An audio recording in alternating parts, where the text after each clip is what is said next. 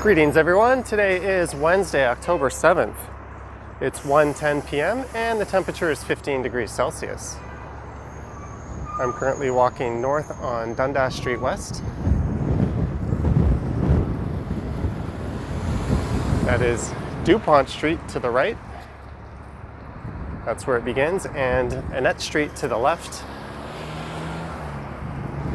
And the plan for this walk is to head northwest here on Dundas Street West up through a neighborhood known as the Junction.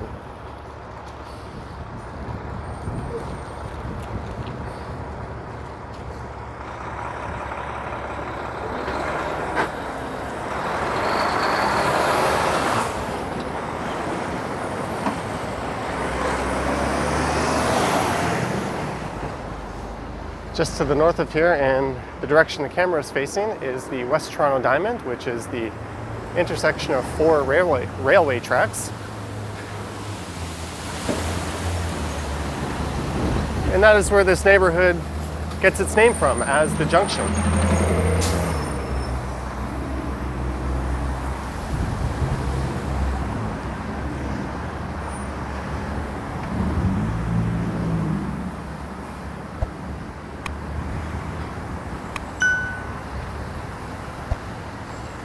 It's a rather windy day, and it's supposed to rain on and off. It was already raining earlier this morning.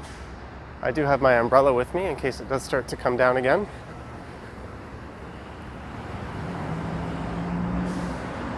The plan for this walk is to head northwest through the Junction neighborhood and through an area of the Junction known as Little Malta to Runnymede Road, and then I will head south down Runnymede Road to Bloor Street West.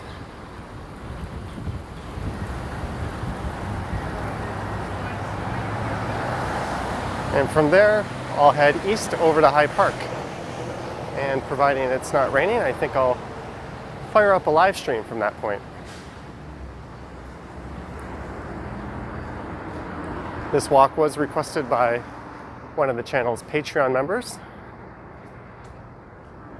If you are interested in requesting specific walks, take a look at Patreon and consider getting a membership there. There will be a link to that in the description.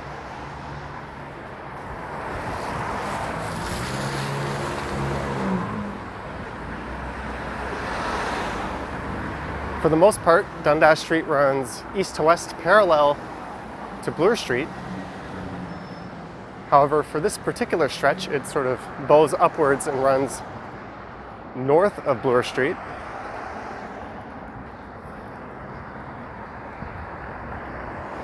But through most of Toronto and then to the west into Mississauga, Dundas is south of Bloor Street. It does eventually curl back down south of Bloor at some point to the west of here, towards Etobicoke.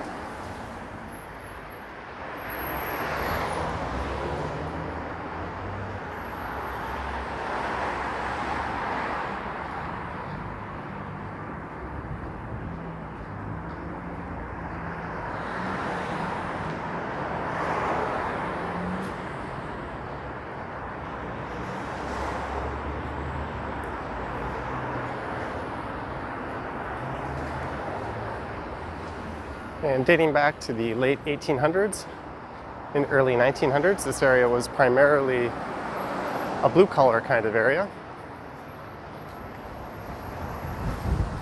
And it's perhaps most famous for having an active prohibition against the sale and serving of alcohol that lasted from the early 90s, I think 1903 or 1904, all the way up till the year 2000.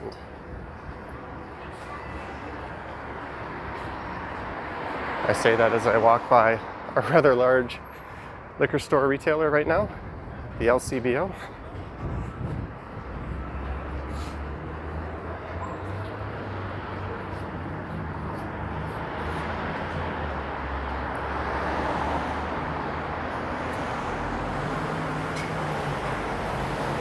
And in the late 1800s, there were a lot of issues with public drunkenness and bar fights and that sort of thing caused by a lot of the blue-collar workers. And back then, municipalities could choose or set their own liquor laws when it comes to serving the public.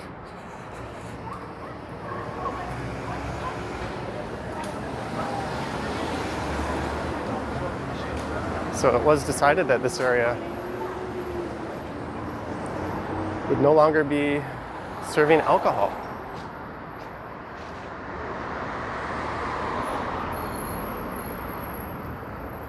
And if I'm not mistaken, I think when they lifted Prohibition, this was the first bar to serve a glass. I think that was either in 2000 or 2001. So for almost an entire century, there were no bars or liquor stores operating in this neighborhood.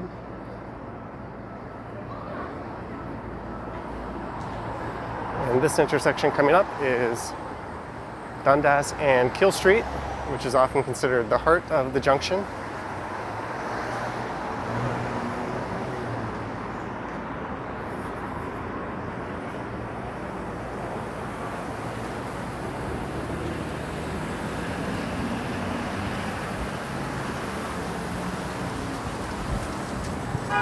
Maybe I'll cross over to the north side for a bit. That building there with the A&W in it is known as the Campbell Block. You might be able to read that on the sign at the top of the building. And that one dates back till 1888. And in recent times it had undergone quite a state of disrepair.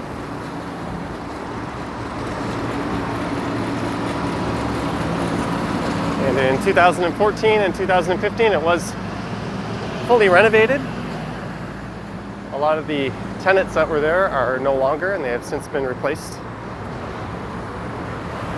And it certainly looks a lot better.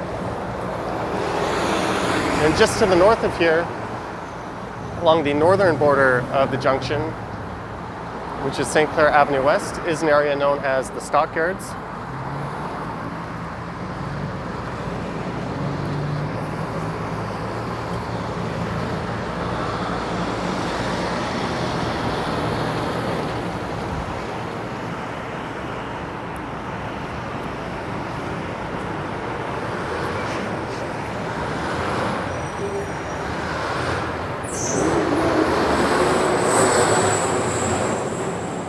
And the Stockyards is home to a number of big box retailers. And this area used to be home to Canada's largest livestock market, which is where the Stockyards name was derived from.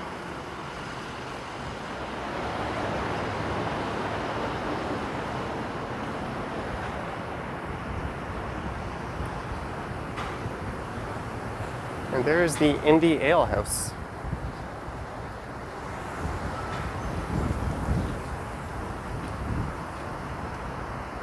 Which is one of a few craft brewers that have set up shop in the area.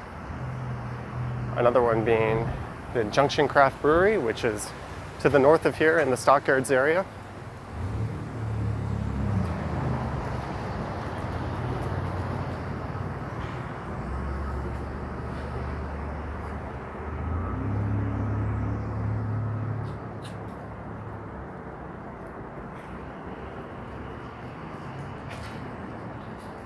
No Toronto neighborhood would be complete without a Dollarama or two, of course.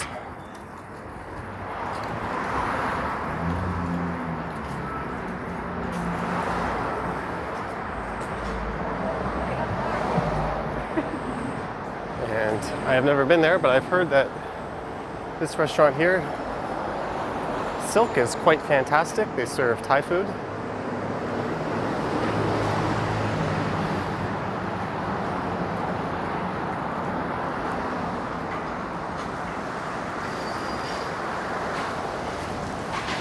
Other than a few times where I've filmed videos through this area, I don't really come here that often. And I'm just noticing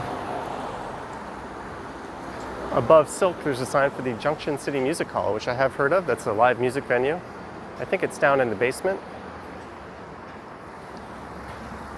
It's also a bar, and they have pinball machines. Although I don't think it's operating at a full capacity right now, as we are in the midst of a pandemic with a lot of different restrictions going on.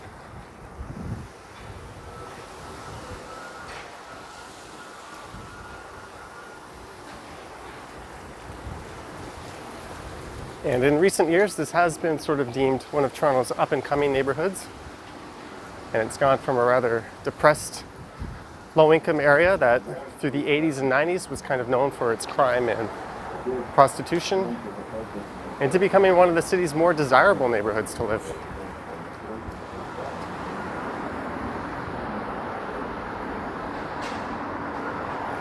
So I'd imagine there's been quite a transformation along this stretch of Dundas.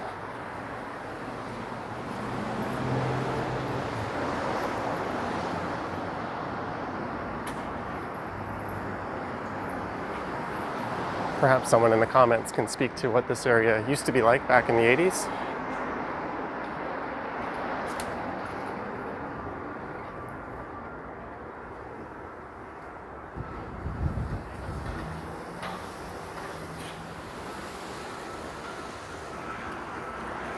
It looks like that would be the site of a farmer's market, which I don't think would be operating, at least not this year.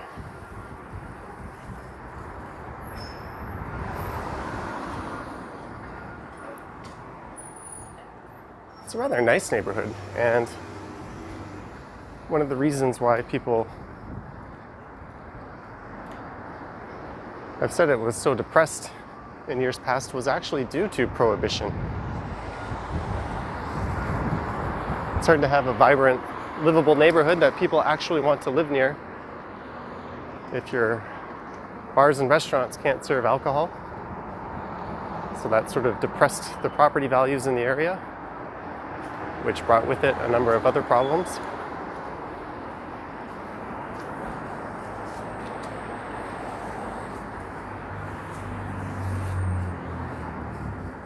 That place just kind of caught my eye. Good thing I'm not quite hungry yet, otherwise I might have popped in there. And here's a Filipino street food. It's sort of a hallmark of Toronto neighborhoods to have a very diverse range of different cuisines.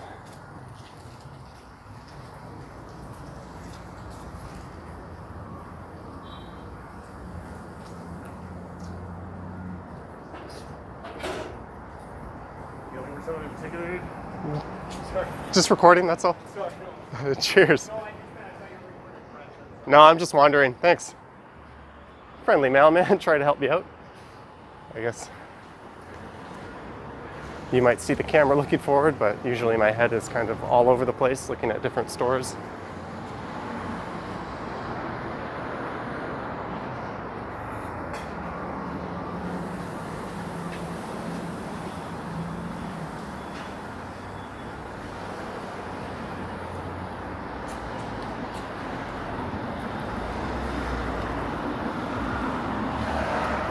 And this here is High Park Avenue, which I would hazard to guess will take you down towards High Park.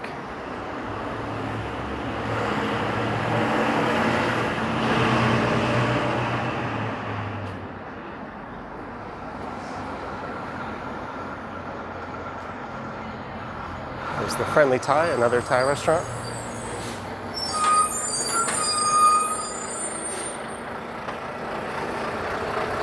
So on the south end of the junction is Annette Street.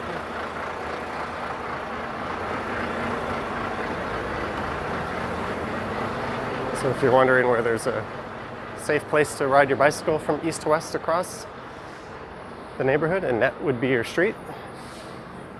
It's got kind of a similar vibe to Harvard Street. I've been meaning to do a bike ride along Annette at some point, and perhaps I'll do one that links to Harvard Street.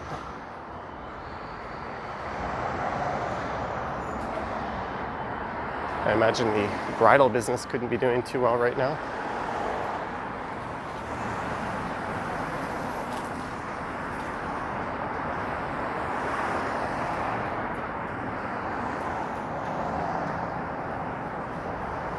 And speaking of some of the breweries in the area, Junction Craft Brewery I don't know if they still are, but they were doing free delivery if you ordered a minimum amount of beer. I think it was maybe 8 cans or 10.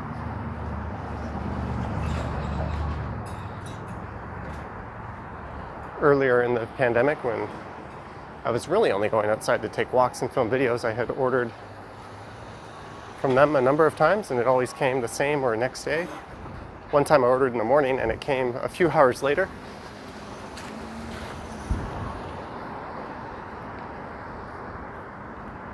And this is Quebec Avenue. There's another bar, Junction Local.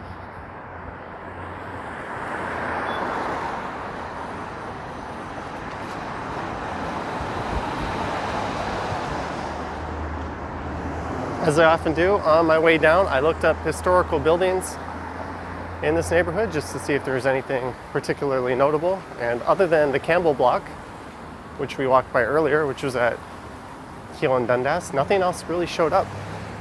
I was a bit surprised by that, given the history and age of the area.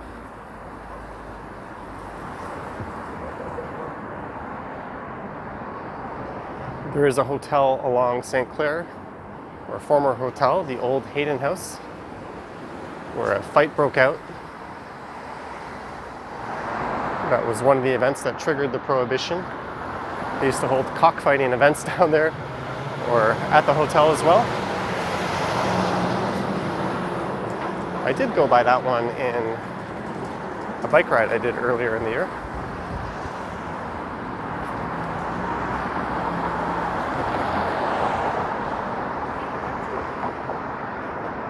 Speaking of bikes, it's the bike place.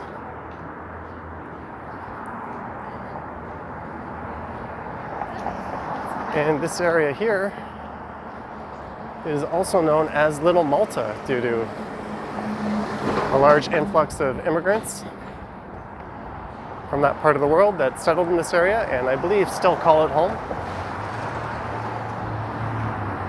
I think the city of Toronto actually officially recognizes it as Little Malta. I've seen that written on street signs around here.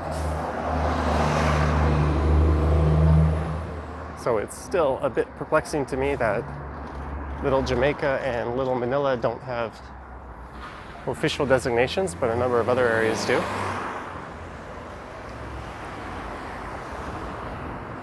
The initial wave of immigrants to this area were from Ireland and the UK, and they were English speaking.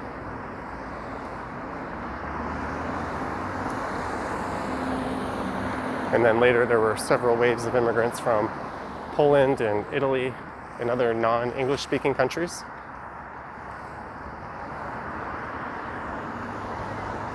And this is St. John's Road, just to the south of here.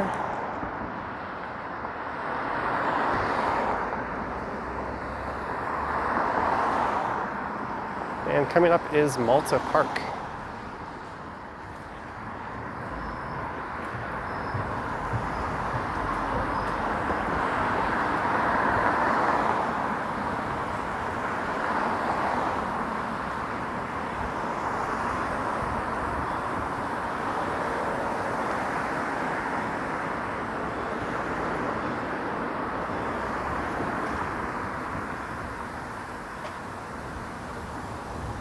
There's a little plaque commemorating the Maltese community in Toronto.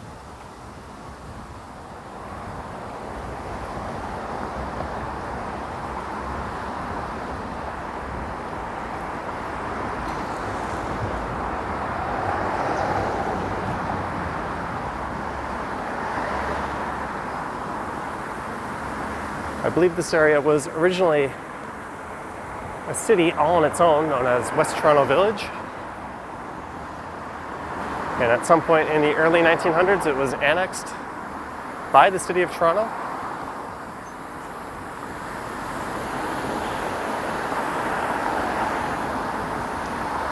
So much like the town of Brock, which lies to the south of here, and other areas, Toronto started to gobble up all the surrounding towns.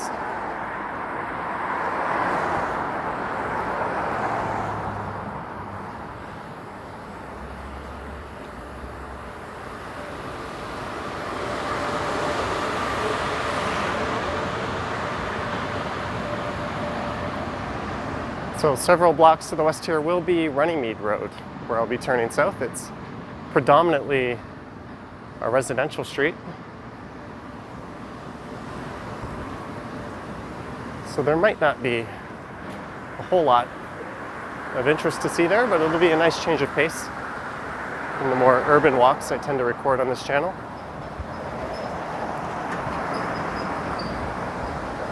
And at Runnymede and Bloor will be Runnymede Station, and from there I'll just turn east for several blocks and I'll find myself in High Park, where I think there's an impatient driver. I think I'll have myself a snack. And if the weather holds up, maybe I'll have a mid-afternoon live stream.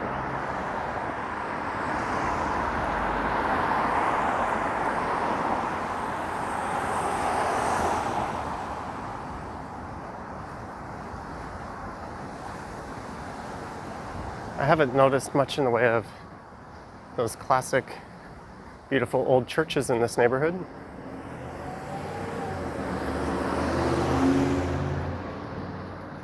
Many of those were built in the 1800s.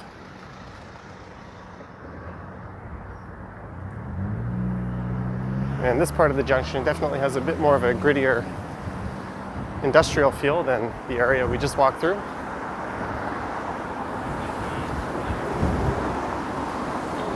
Complete with people having a friendly conversation with themselves.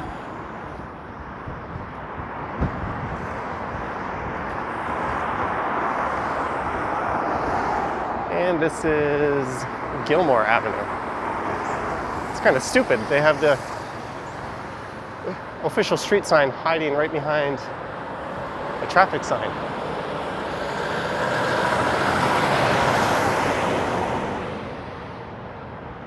I don't know how they expect people to be able to read that. There's a large banquet hall, which has a for lease sign in it. I wonder if that business is a victim of the virus. Banquet halls are only allowed to operate at a limited capacity right now. I don't think they can have enough guests that would even make them a viable business.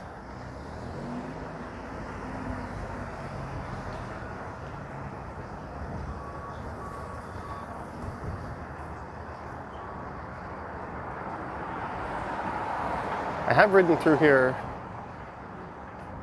on a weekend afternoon before the pandemic, and to be honest, it wasn't much busier than it is now. I think it's, in general, kind of a sleepier neighborhood. The lack of good transit might have something to do with that.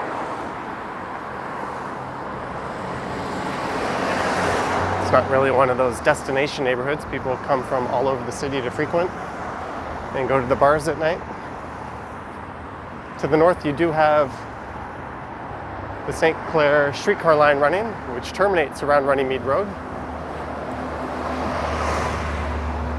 Or even east of there, I don't even know if it goes that far. And there is the 40 bus that runs down Dundas and will go to Dundas West Station.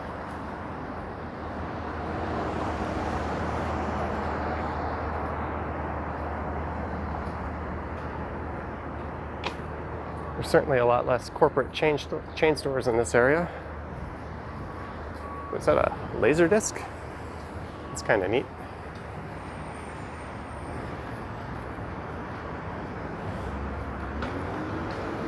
Celestial Church of Christ. I don't know what that means.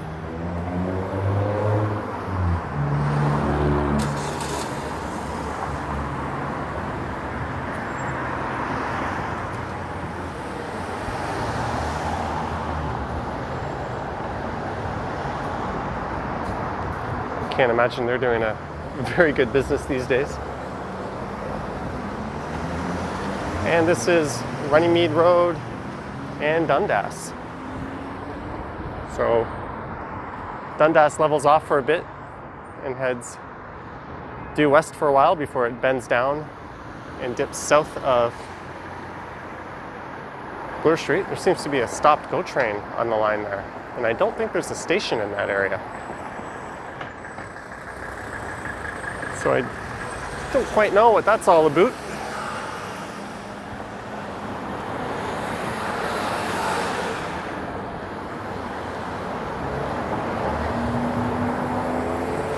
And I'm now heading south on Runnymede Road.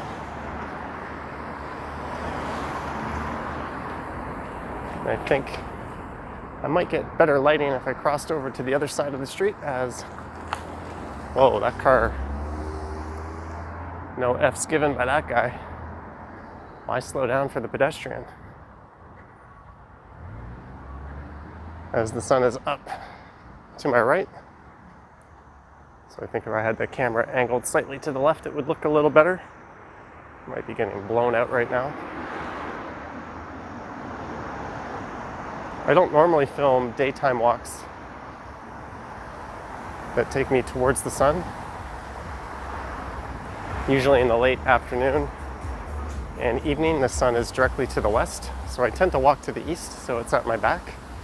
It just makes for much better lighting. But this walk was early enough that I could get away with walking down Dundas. In the western direction, there is the Runnymede Healthcare Center. So it's not quite a hospital. And I don't know much about that facility.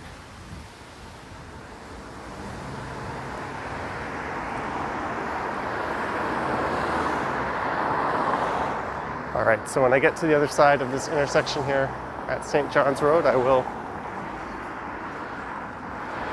cross over, or not. There doesn't even appear to be a marked crossing on the south side.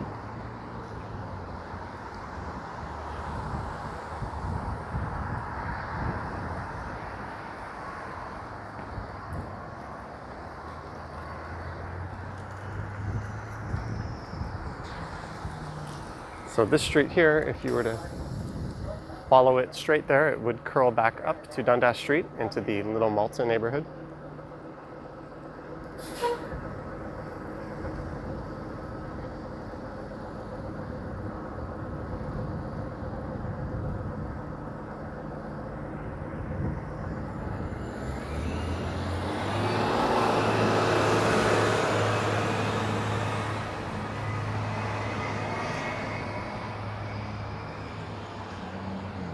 Looks like there's a small gym right there, the Fitness Point.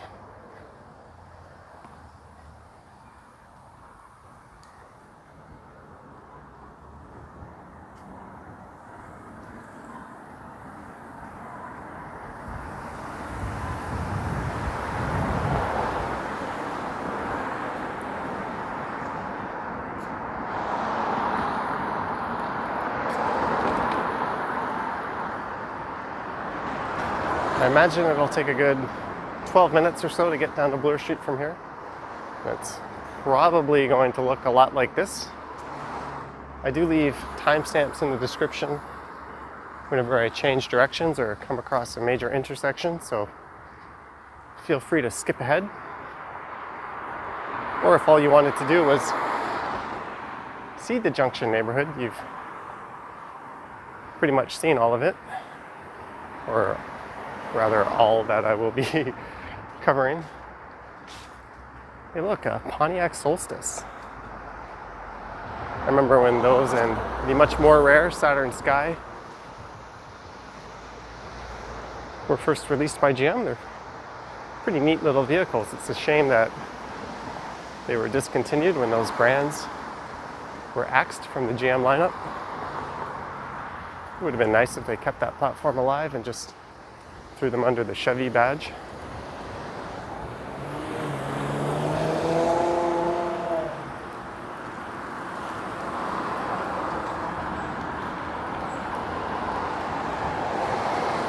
Looks like this is a Bell facility. Bell being a large telecommunications giant.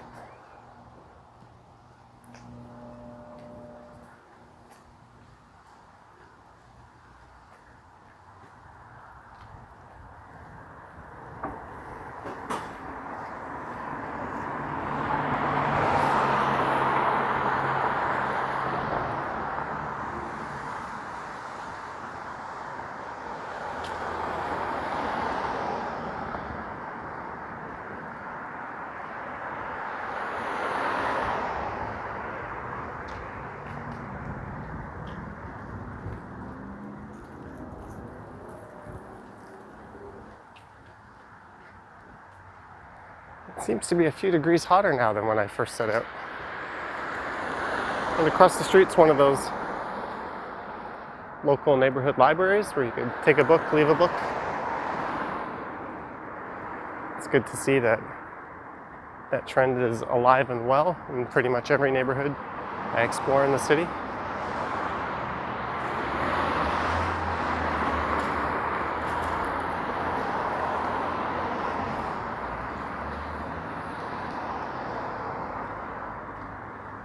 And I think this is Annette Street coming up, which would be the southern border of the Junction.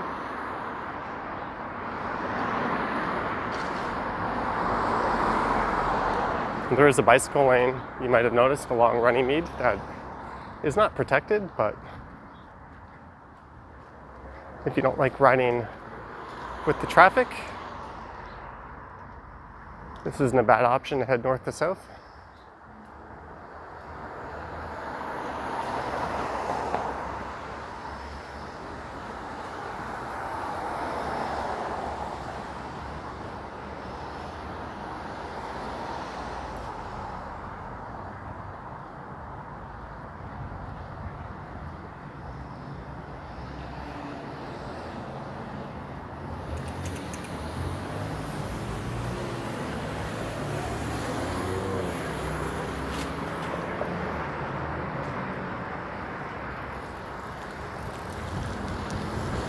There's a look to the east, down Annette Street. It's a mix of commercial and residential. Like I said, it reminds me a fair bit of Harvard Street.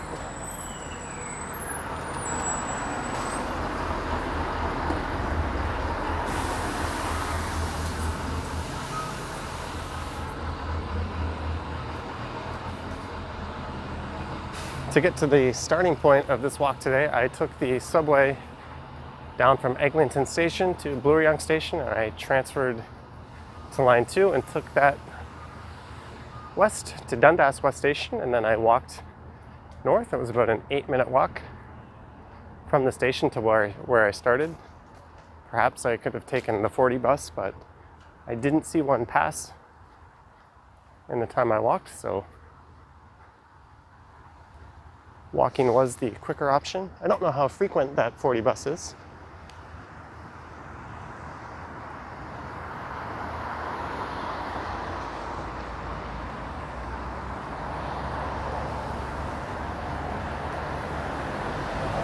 There should be a large school just down here on the left, if memory serves me correct. And then shortly after that should be Bloor Street West. And then I'll be walking east into the High Park Swansea neighborhood.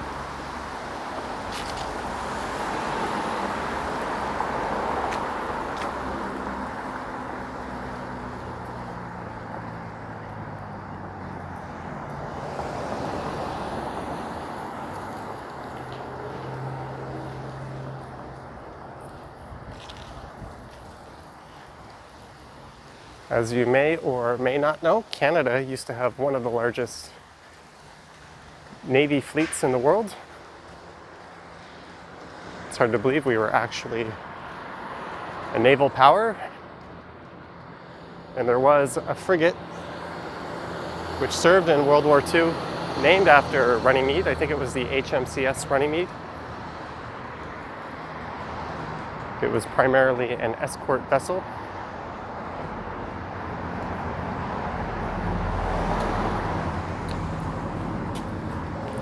So it escorted ships across the Atlantic, as that was one of the crucial shipping routes during World War II. There were a lot of German U-boats that would often attack vessels along that route. So the HMCS Runnymede did serve Canada for the war, and then soon after victory was declared, it was decommissioned and I think sold for scrap metal.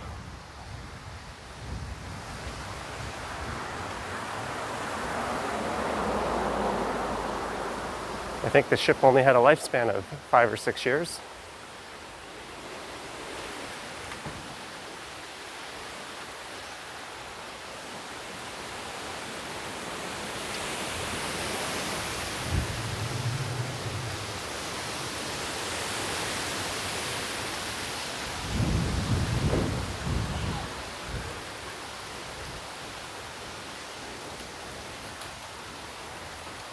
This is the Runnymede United Church.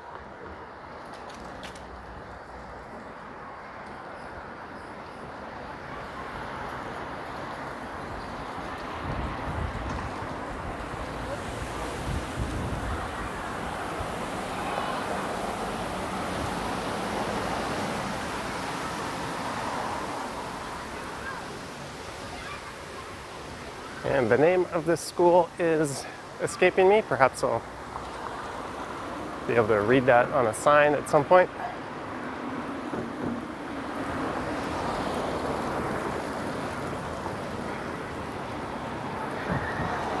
You gotta wonder what these workers are talking about right now.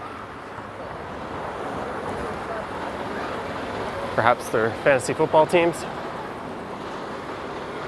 Fine folks at Pick-a-Mix.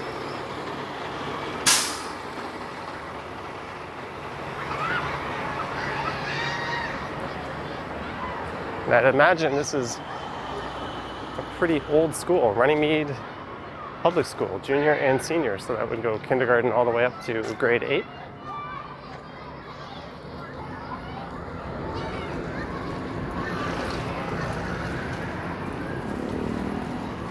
It's kind of weird that the public health officials are advising people to only meet with members of their immediate household. Yet these kids are mixed quite closely together here. A lot of aren't wearing masks. So I guess everyone's social bubble kind of becomes super expanded if you have kids attending public school. Not really a commentary, just an observation.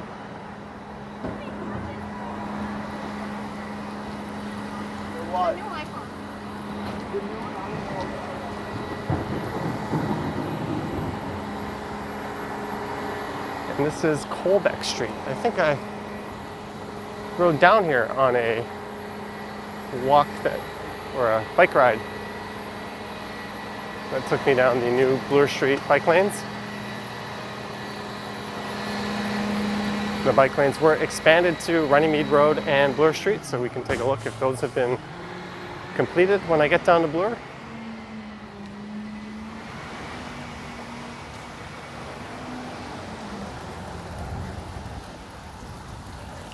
Here is a Montessori school. Looks more like it's a daycare, 1.5 to 5 years.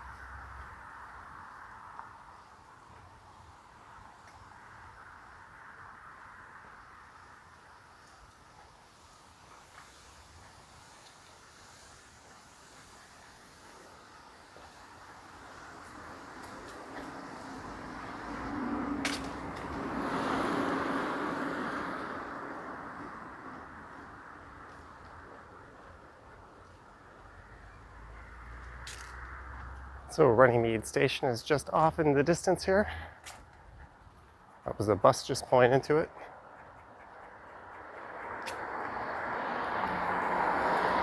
And I'm no expert on foliage, but it seems as if certain trees have already turned a nice shade of, or their leaves have turned, the tree itself hasn't turned color, but the leaves have started to change nice shades of red, yellow, and orange, and other trees are still mostly green. I think we're at least a few weeks off from sort of hitting those peak nice fall colors.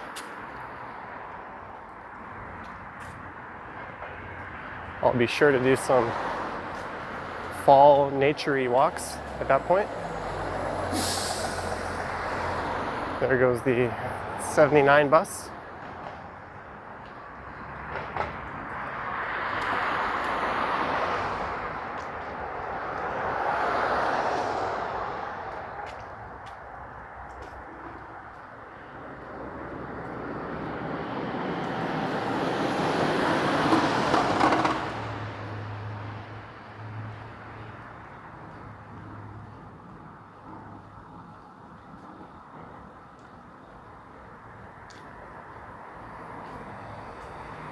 And I'm wearing jeans and a thick sweater, but I really could be in a t-shirt and shorts right now. It's hard to gauge the weather sometimes when you leave at this time of year.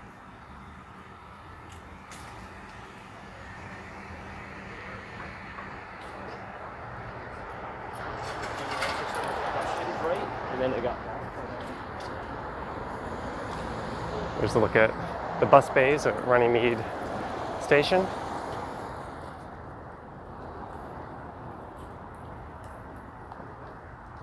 This is Neil McClellan Park. It's more of a parkette if you ask me, but it's kind of a nice little space.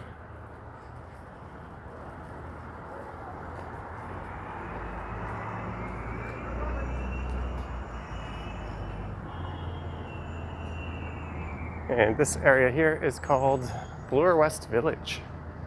I've done a number of walks along this stretch of Bloor before and bike rides.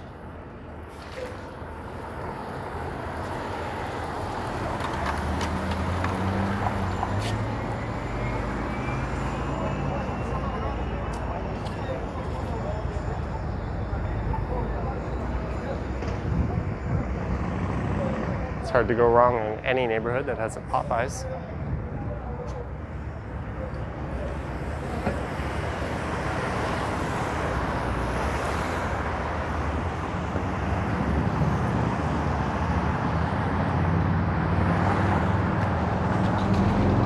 So this is where the end of the dedicated bicycle lanes reach on Bloor Street.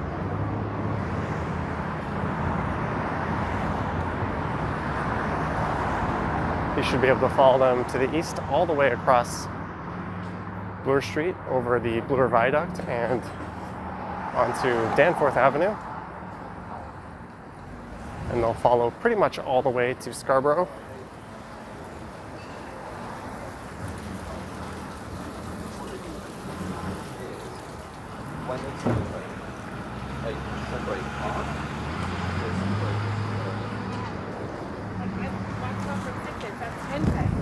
And Alexa told me there was going to be a high of 16 today and a low of 11 during the afternoon. And I think once again she lied to me because I'd hazard to guess it's a fair bit warmer than that. Certainly nowhere near 11. I really got to stop listening to her. She is kind of handy though.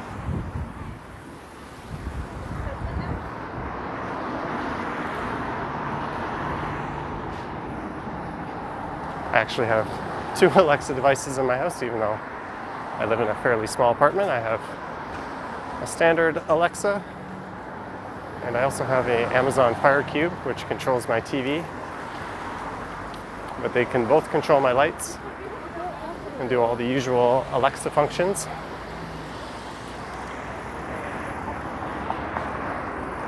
So to distinguish them, I have to address one as Echo and one as Alexa. Otherwise, they'll both try to do whatever command I issue.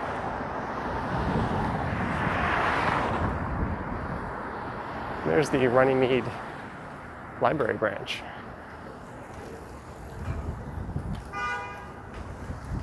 I've mentioned it before, but the City of Toronto has quite a fantastic collection of old libraries that are well preserved. There's also a number of old, well-preserved firehouses. Police stations, not so much.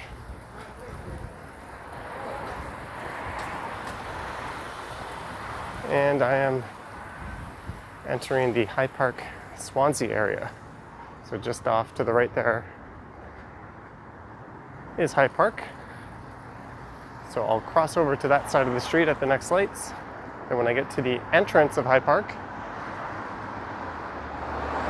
I'll stop filming. I will come back, I think, at some point in the midst of fall and do a High Park walk, because I think it'll be quite stunning once all the leaves start to change colors.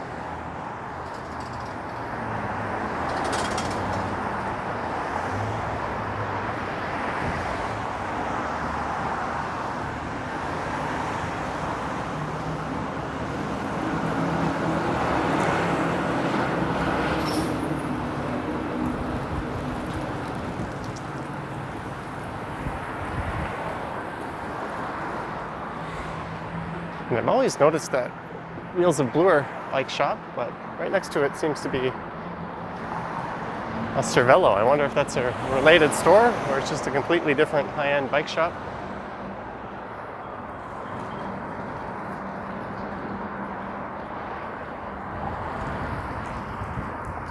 It looks like there's a cannabis retailer moving into the foot of that building. Very common sight in Toronto these days. It's a rather stately looking apartment.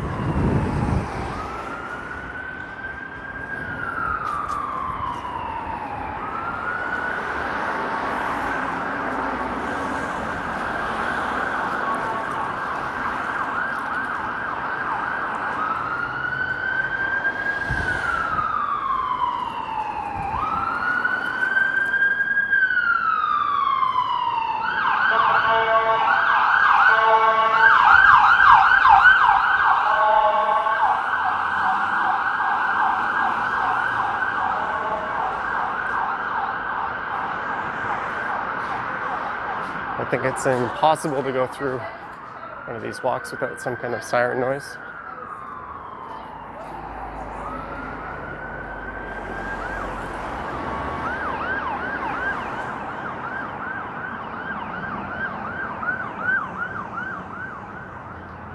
All right, so here's maybe where I'll cross over at Clendenin.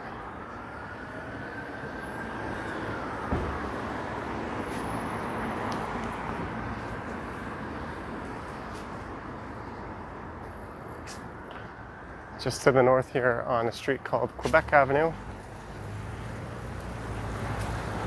you'll find High Park Station.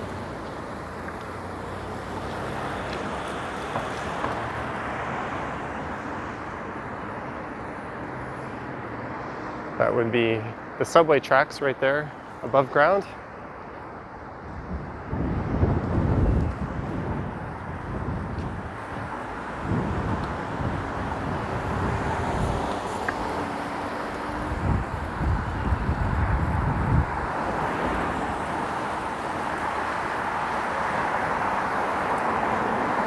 Maybe I'll just stay on this side of the street. Sometimes these lights can take all day to change. And there's a crossing up ahead at the entrance to the park. Might be a little more interesting to stay on this side of the street anyways.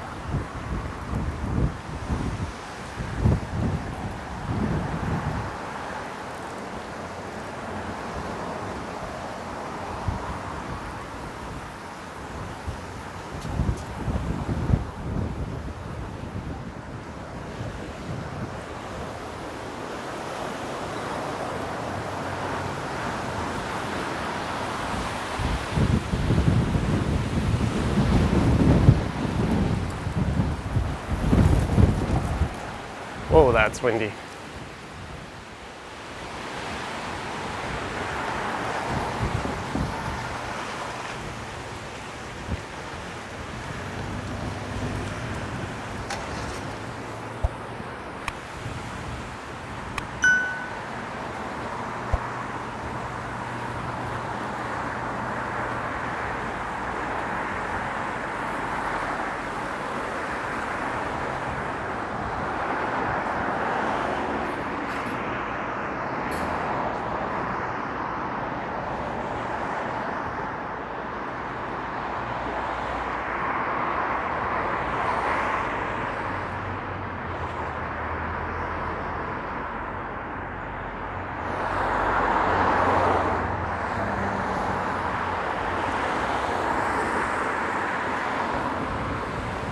Maybe I can run across here.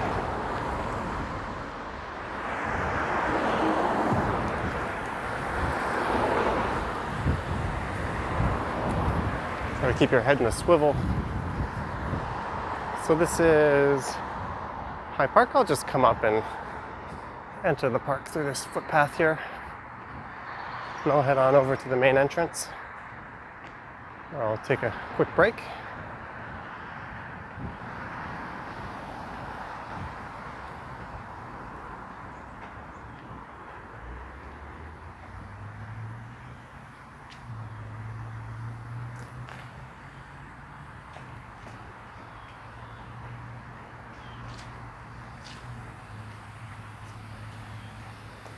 So if I'm not mistaken, this is the largest park in the city of Toronto. I did a bike ride through here not too long ago. So if you're interested in hearing some random facts about the park, feel free to look that one up. Well, I think it didn't take very long to cycle through the park from north to the south.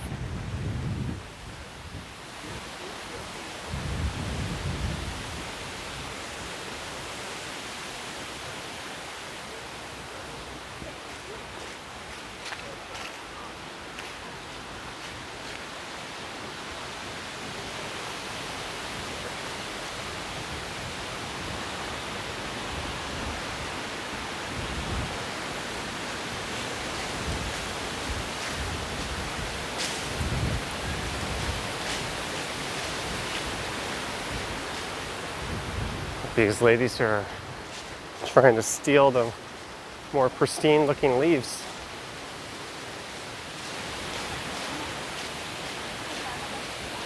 I don't know what their end game is. Perhaps there's a fortune to be made off of them, or more likely some weird kind of arts and crafts.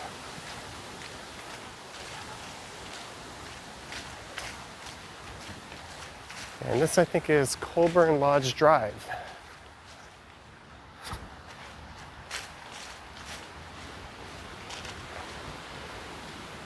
There's another sort of main entrance to the park on the east side on Parkside Drive.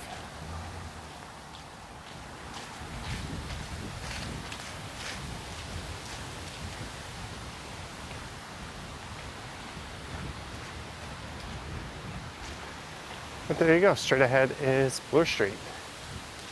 So I'm just gonna plant myself on one of these benches for a little bit and contemplate doing a live stream. I hope you enjoyed this walk through the Junction neighborhood as requested by a Patreon user, and then down Runnymede and into Bloor West Village and over to High Park. If you'd like to request your own walk, there are links to my Patreon account in the description, and I think by the time you see this there might even be YouTube membership available, where some members will have the ability to request walks as well. There's also links to my Instagram. Alright, thanks for watching, and I will catch you on the next one.